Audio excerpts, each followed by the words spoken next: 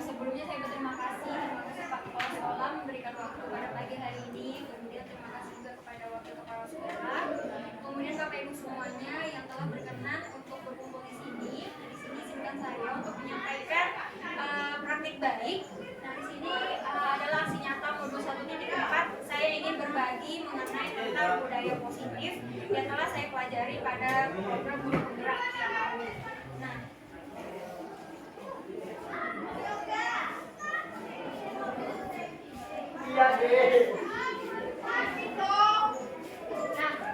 ini akan saya awali dengan terjadi perubahan paradigma belajar. Nah, dulu mungkin kita belajar K13 itu dengan mengedepankan kemampuan kognitif seperti kemampuan yang lainnya. Nah, sekarang terjadi perubahan paradigma belajar.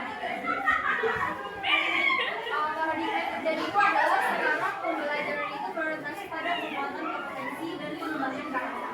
Nah, jadi yang berubah dari kurikulum Merdeka itu adalah yang dulunya hanya kita mengedepankan kompetensi pada K13, dan sampai sekarang kita mengedepankan pengembangan karakter dengan adanya kurikulum juga. Itulah mungkin ada muncul beberapa hal yang baru seperti P5 gitu ya.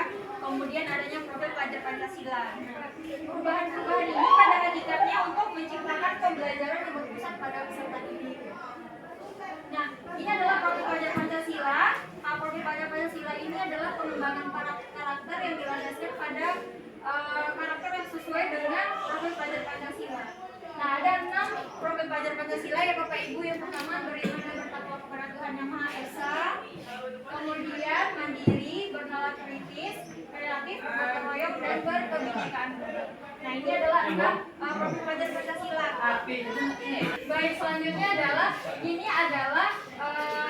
perubahan juga paradigma yang terjadi. Nah, ini adalah kontrol teori dan teori. Nah, dulu kita menganggap bahwa kita itu bisa mengontrol mood.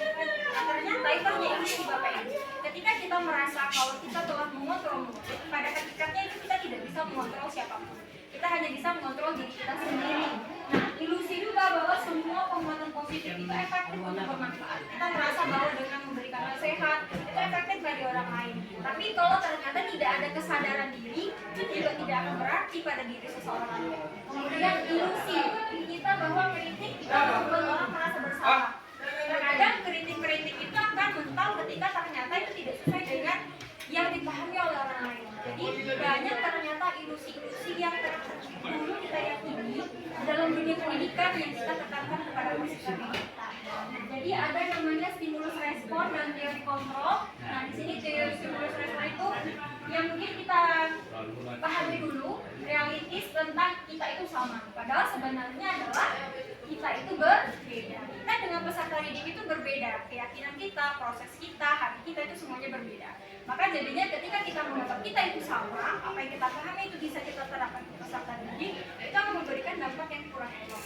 Nah, jadi makanya menciptakan ilusi-ilusi atau perubahan paradigma pendidikan seperti yang kita pahami sekarang. Kemudian kita mencoba mengubah orang pada pandangan sama, agar pandangannya sama dengan kita. Yang seharusnya adalah kita berusaha memahami pandangan orang lain tentang dunia. Jadi yang perlu kita lakukan kepada peserta didik adalah kita perlu memahami mereka. Makanya sekarang ditekankan adalah pendidikan karakter yang berpusat pada peserta didik. Nah, banyak lagi teori kontrol mungkin yang bisa kita yakini. Ini ada model berpikir menang dan kalah, tapi pada stimulus kontrol itu model berpikirnya menang dan menang. Kita sama-sama menang. Kita menang sebagai guru dan siswa juga menang. Artinya tidak ada, kita guru bisa menang dan anak kalah ketika melakukan kesalahan seperti itu. Jadi tidak ada lagi teori-teori seperti itu. Itu dianggap ilusi pada konsep pendidikan. Nah, jadi teori kontrol tadi itu diharapkan dapat memberikan penguatan kepada kita dalam melakukan disiplin positif. Nah, menurut Ki Hajar Dewantara, disiplin positif itu dapat tercapai akan mencapai kemerdekaan atau dalam konteks pendidikan saat ini untuk menciptakan murid yang merdeka. Syarat utamanya adalah harus ada disiplin yang kuat. Disiplin yang dimaksud adalah disiplin diri yang memiliki motivasi internal. Kembali lagi, kenapa kita perlu melakukan teori kontrol dan tidak lagi melakukan stimulus respon? Karena pada hakikatnya kita ingin memunculkan kepercayaan diri atau disiplin itu dalam diri peserta didik itu. Bukan dari, kalau hanya dari luar, itu tidak akan permanen ada dalam diri peserta didik. Nah, itulah yang diperhatikan terjadi saat ini. Nah, ini adalah 3 motivasi perilaku manusia. Yang pertama adalah untuk menghindari ketidaknyamanan atau hukuman. Yang kedua untuk mendapatkan imbalan atau menghargai orang lain. Yang ketiga adalah untuk menjadi orang yang mereka inginkan dan menghargai diri sendiri dengan nilai-nilai yang mereka percaya. Nah, ini adalah 3 motivasi kita untuk melakukan sesuatu. Nah, kita yakinnya Bapak Ibu yang pertama untuk menghindari ketidaknyamanan. Pasti kita melakukan sesuatu itu berlandaskan untuk tidak ingin sesuatu itu menjadi tidak nyaman. Nah, bagaimana Bu Mira? Benar ya Bu Mira? Bu Mira pasti melakukan sesuatu itu supaya menghindari, supaya nyaman gitu ya Bu ya. Pasti akan menghindari ketidaknyamanan juga. Untuk mendapatkan imbalan. Nah, seharusnya apa yang kita lakukan itu juga memotivasi kita ketika ada imbalan, ada penghargaan, seperti itu ya Bu ya. Nah, jadi pada hakikatnya fitrah manusia itu ada 3 motivasi perilaku. Nah, tapi mungkin yang ketiga untuk menjadi orang mereka diinginkan, dihargai, menghargai diri sendiri dengan nilai-nilai yang mereka percaya. Nah, inilah yang paling baik motivasinya, karena motivasi ketiga ini akan membuat kita menjadi lebih baik untuk menjadi orang yang mereka inginkan dan menghargai diri. Menghargai diri itu adalah poin ujung dari motivasi kita melakukan sesuatu. Ketika kita melakukan sesuatu dengan menghargai diri, maka pada hakikatnya hal-hal baik itu akan muncul dalam diri. Selanjutnya, nah ini ada 5 kebutuhan dasar manusia. Ada suatu tujuan di balik sebuah perilaku manusia. Kita juga percaya bahwa murid memiliki tujuan di balik perilaku mereka.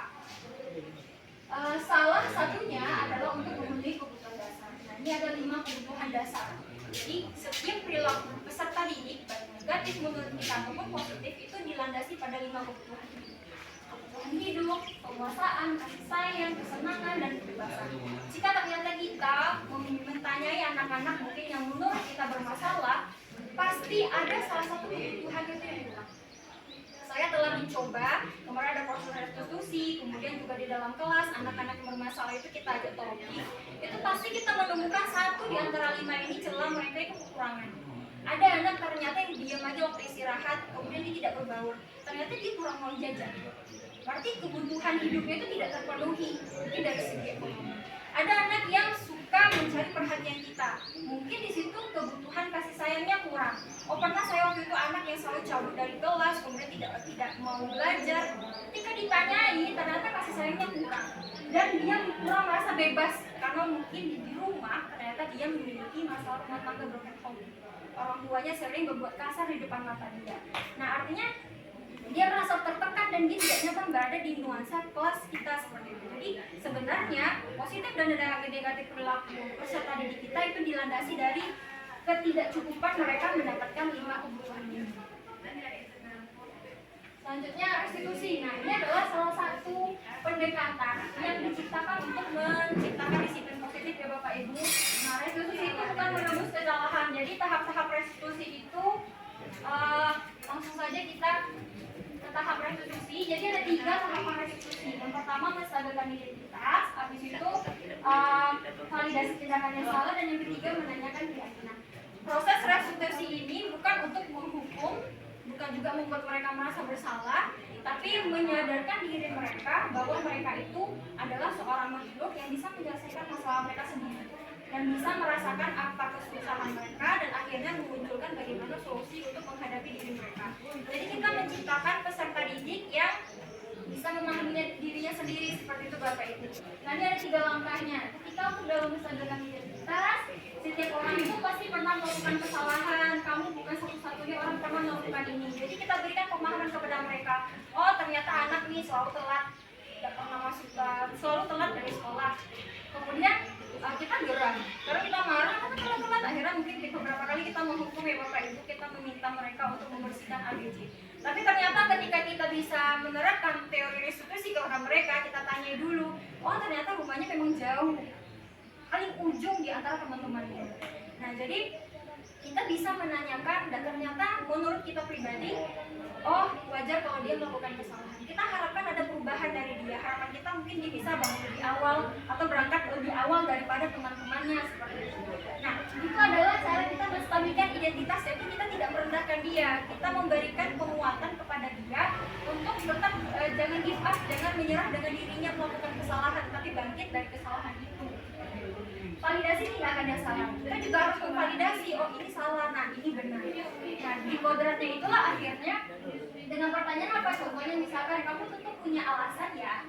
Nah, kemudian apakah cara yang lebih efektif untuk menyelesaikan ini? Kemudian yang selanjutnya adalah kita menaikkan keyakinan. Apa keyakinan kalau sampai kita sepakati kamu ingin menjadi orang yang seperti apa? Nah, itulah. Kita mungkin telah mengalami keyakinan kelas ya Bapak Ibu, kita telah menerapkan di sekolah kita keyakinan kelas. Nah, keyakinan kelas itulah mungkin akan kita tekankan untuk peserta didik kita. Nah, mungkin itu yang bisa saya sampaikan saat ini. Jadi di sini saya mengajak kita semua, mari kita membuat dan saling memahami peserta didik kita, lebih memahami setiap perilaku negatif mungkin yang kita anggap pada diri peserta didik. Mari kita bina mereka dengan proses restitusi, dengan menumbuhkan identitas mereka dan akhirnya mereka terbiasa dari dirinya sendiri untuk melakukan budaya positif. Nah, menurut saya itu yang dapat saya sampaikan. Bagaimana tanggapan Ibu? Ada yang ingin ditanyakan atau ada yang ingin ditanggapi? Kalau saya persilahkan.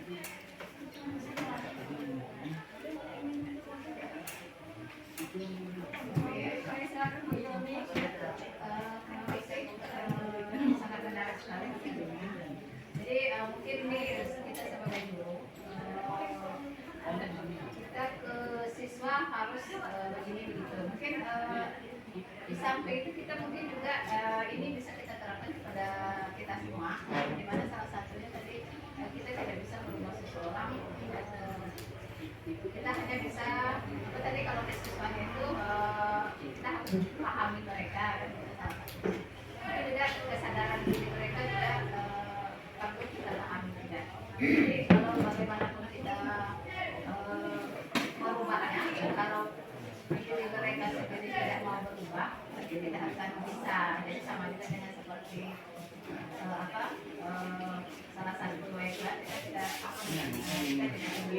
bisa merubah nasib kita tidak berjuang kalau kita tidak merubahnya gitu kan. Ini mungkin bisa juga kita terapkan kepada kita bersama sebagai guru gitu ya. Nah, jadi bagaimanapun kita tidak hanya ke siswa, itu ke gurunya juga.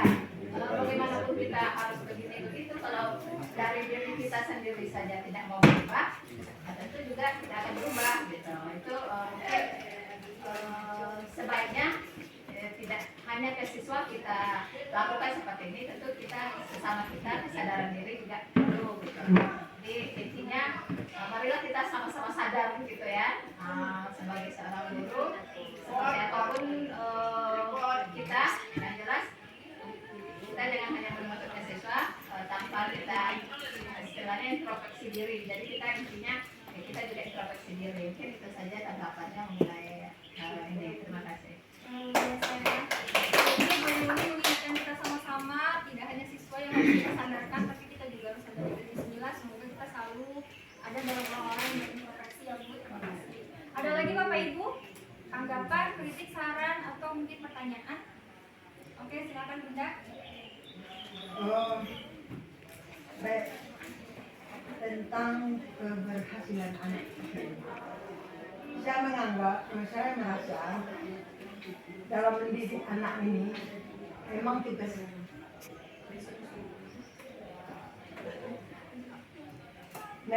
kita itu banyak sekali ya, banyak.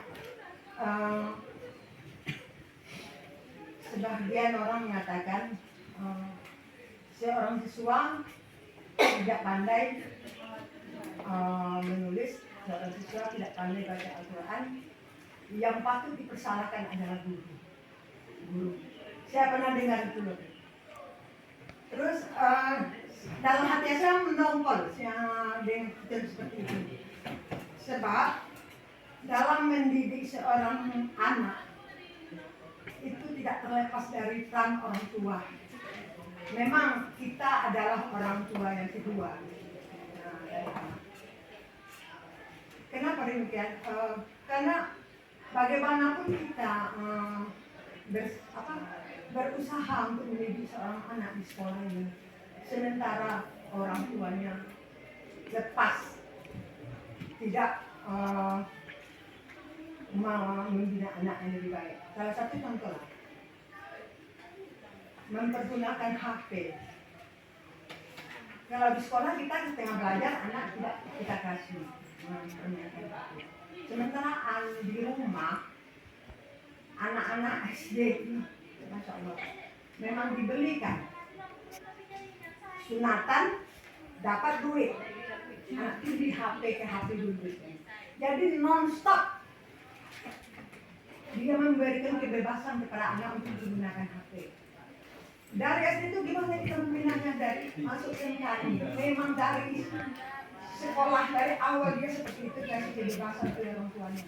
Jadi merasa kesulitan juga kita lah kalau kita memang betul-betul fokus berharap banyak terhadap anak untuk bisa. Jadi gimana solusinya? Kalau saya sendiri memang berharap orang tua itu kerjasama lah. Terima kasih Bunda, ini kegelisahan Bunda ya Bun. Jadi memang orang tua itu punya andil utama dari pendidikan anak. Itu nomor satu ya. Kita menyadari juga ketika bowling anak itu benar-benar bagus, pasti ya kita bentuk. Nah, jadi memang itu tantangan Bunda.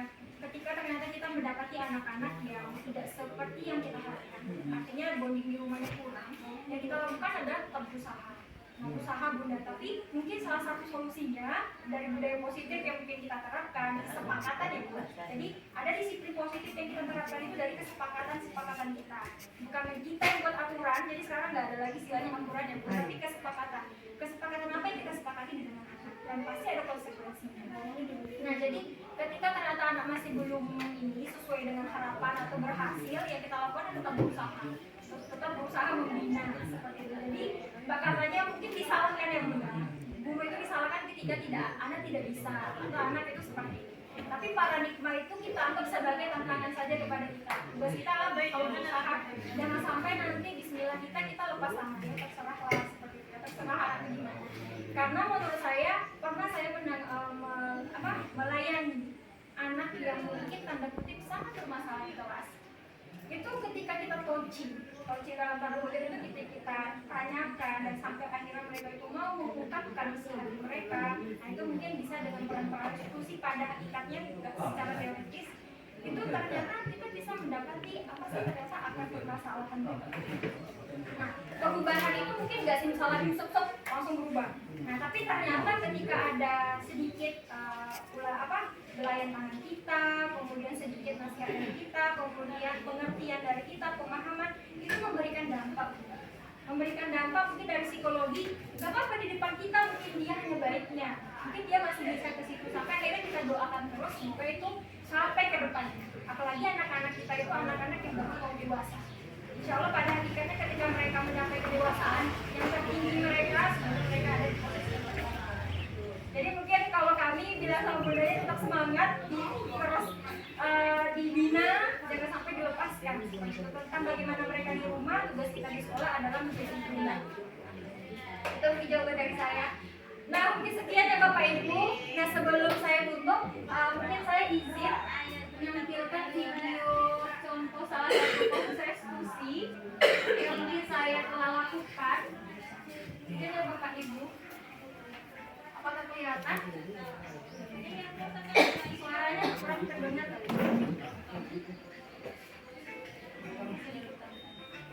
Ini siswa kita Lori, dia suka menggerai rambut kasusnya. Jadi di sini dilakukan restitusi.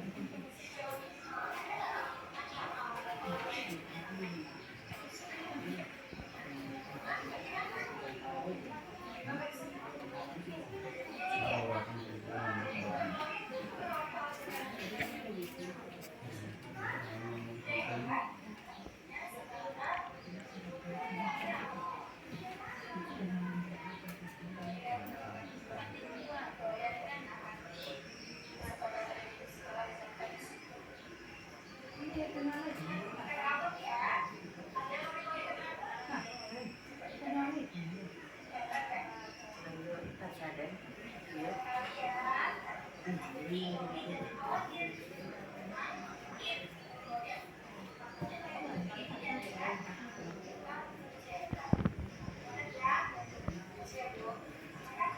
mungkin salah satu contoh ya Bapak Ibu. Jadi ada Lori yang pada kasus ini itu dicontohkan dia sering menggerai rambutnya.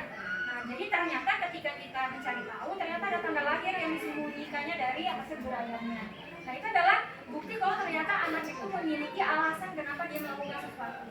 Tugas kita adalah mencari tahu dan akhirnya bisa kita arahkan mereka untuk mencari solusi atau memberikan penguatan kepada mereka untuk bisa menjadi lebih baik. Mungkin kasus kedua itu tentang siswa yang sedang berkelahi. Mereka berkelahi karena yang A ini selalu terlambat sampai nggak pernah piket. Ternyata setelah dicari tahu, yang A ini suka nggak tidur di hari Rabu tersebut karena dia latihan silat. Akhirnya solusi terbaik dari mereka mencari solusi. Saya pindah tiket aja Bu. Nah, itu adalah cara-cara kita untuk yang ini sederhana ya Bu kasusnya. Cara-cara kita mungkin untuk mencari tahu apa yang harus kita lakukan kepada peserta didik. Mungkin itu dari saya. Terima kasih atas perhatian Bapak Ibu semuanya. Mohon maaf kalau ada salah kata, karena saya rasa apa yang saya sampaikan itu yang baik adalah dari Allah dan yang salah itu dari diri saya sendiri. Terima kasih atas kesempatannya. Terima kasih Bapak Kepala dan Bu Wakil dan Bapak Ibu semuanya. Assalamualaikum warahmatullahi wabarakatuh.